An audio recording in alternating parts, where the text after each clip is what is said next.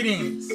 This is Doc Ock coming at you live and direct from Black Facts Headquarters Central this evening with another installment of Doc Ock at noon and 9.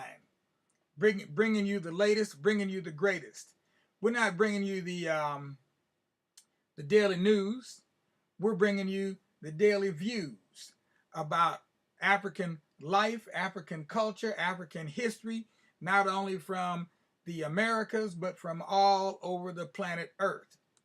And just to put a dot over those I's and cross all those T's, this month we're going to be taking you to Ethiopia, land of our forefathers. I'm trying to get a good image here so you can see there we go. There's the cover of the book. The first book we're going to start with, we decided to start with this book because it'll give you a basic introduction to Ethiopian lifestyle, Ethiopian culture. Of course, we don't all live in the kinds of houses that we see here, but many people do. So we're going to show you that, and these are basically traditional homes. So you won't see any apartment buildings and things like that, but we do have apartment buildings and high rises and all those kind of things in Ethiopia as well. But a lot of people still live in the countryside. Country folks. A lot of people still raise horses and cattle and things of that nature. We still have a lot of farmers in Ethiopia. They may not be growing coffee as much as they used to, but they're still growing something. So let's go ahead and get this party started. First and foremost, you know what we need you to do. If you are watching us on Facebook, give us a like. If you're watching on YouTube, give us a thumbs up. And then go ahead and subscribe to the to the Tubular Black Facts channel. Subscribe to our Tubular Black Facts channel. So let's see what we got for a proverb tonight.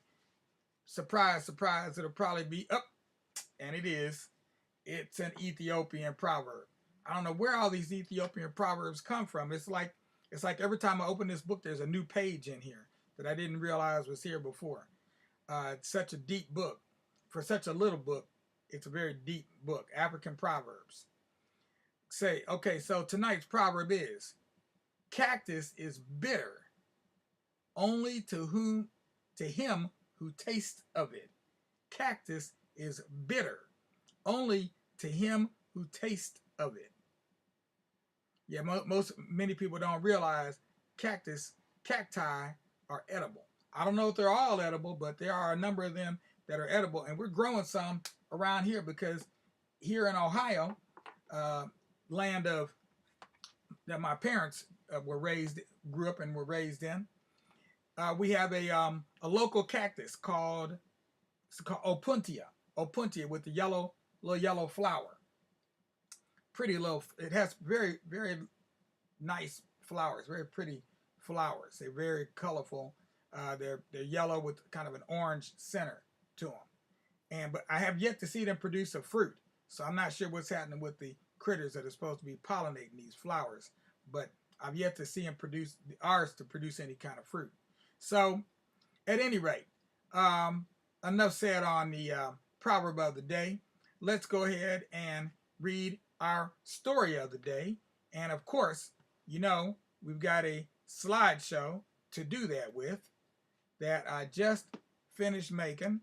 So let's see if we can dial in our slideshow.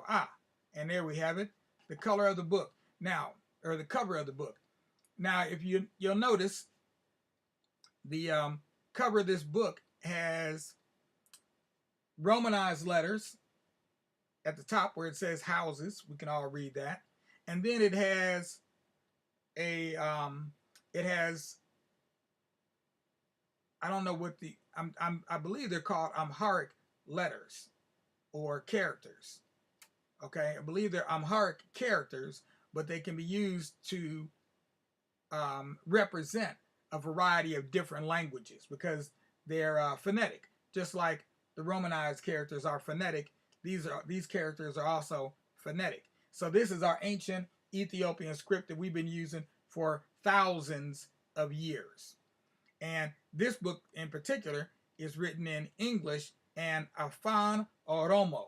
So the Oromo are a particular group of Ethiopians. The Oromo, it was at one time, it was an Oromo kingdom. Then you had the Harar, the kingdom of Harar. You had the kingdom of the Tigray. So you had all these different kingdoms, and they were all united by the emperor, the king of kings, Negus, the Negus of Ethiopia. Okay, the last one being Haile Selassie, conquering line of the tribe of Judah. That's his short title. He has a much longer title than that, but we'll get into that part later. So let's go ahead. I'm going to read from the book that's here in my hand, and then I will let you all enjoy the book here on the screen. So if you're viewing this on Facebook, you're not going to see the images of the book. If you want to see the images of the book, you need to go to our Tubular Black Facts channel. Make sure to subscribe when you get there. If you subscribe, you'll be able to thrive and see all the imagery too. So the book is called Houses, or Manin. I'm not going to say I'll pronounce all the Oromo words, but I will be reading the English. A house can be big. A house can be little. Oops, got to switch pages there. A house can be big. A house can be little.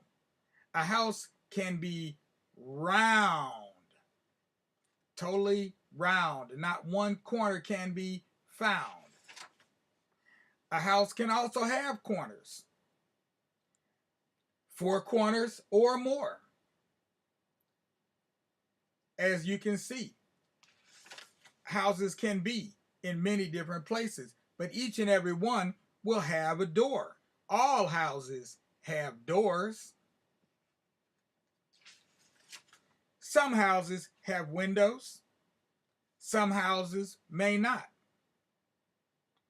We said all houses have doors, but windows may be optional. Some houses are hidden behind gates. Some gates are plain, some gates are pretty. Some houses are almost hidden behind trees.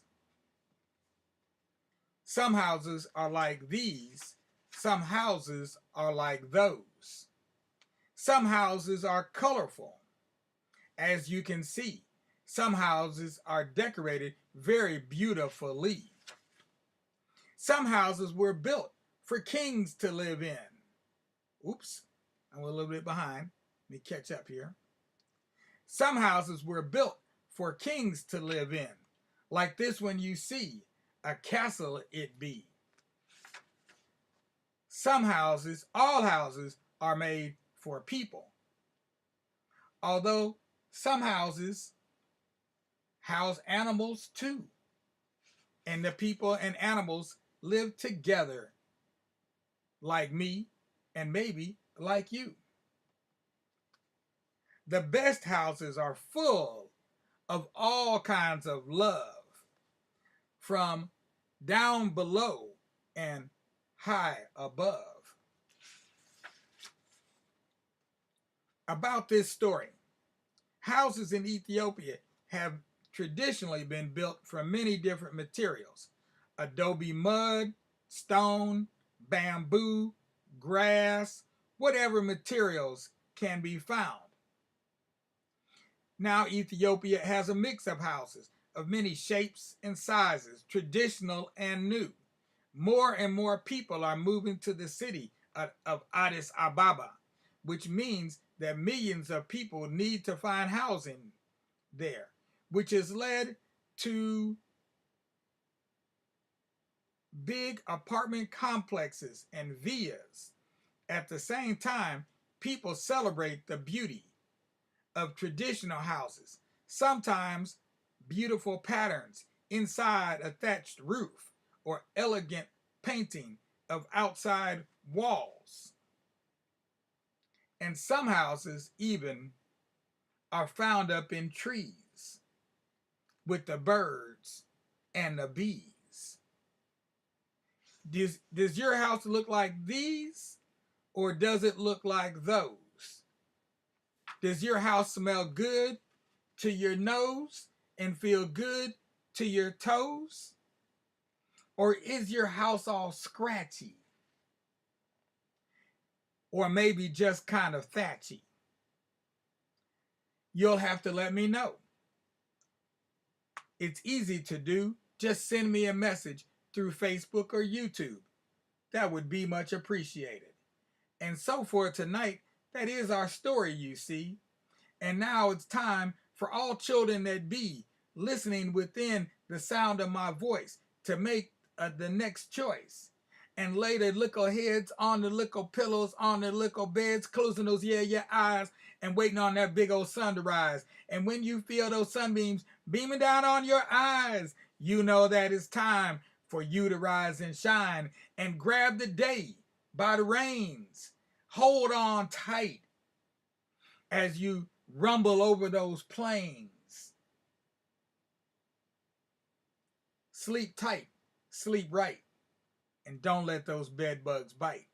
And as for you adults, if you're not ready to take rest yet, what we like you to do is to go ahead and give us a like if you're watching on Facebook, give us a thumbs up if you're watching on YouTube, and then go ahead and make a donation, because we're a nonprofit organization, 501c3. That's the best for me. We're doing this in a way that you don't have to pay. You can get all of our views and our news and our perspectives, etc., for free. But it would be much appreciated if you would help us help ourselves to help you. Give a donation. You can do it online. Use our go to our website, blakfacts.org. Donation buttons at the top in the right, in the right hand corner. If you're on your mobile phone and you're on Facebook, you can go ahead to your notifications line. You can make a donation over there. If you're on your laptop or your desktop, then look right below each of our live streams and you will find a donation button there. So you have a number of different ways to make a donation and help us continue our work, because we're not over here on vacation. That's why we would appreciate your donation, because as always, we are working hard to bring you the best view of Africa and Africans from here to there and everywhere. Peace out without a doubt. Of course, with justice, because peace without justice is something that disgusts us. And we love being discussed, but we do not like being disgusted. And as for my brother Solomon, we're going to give him a wave, and then we're going to go ahead and transition to our extra. We got to do the extra.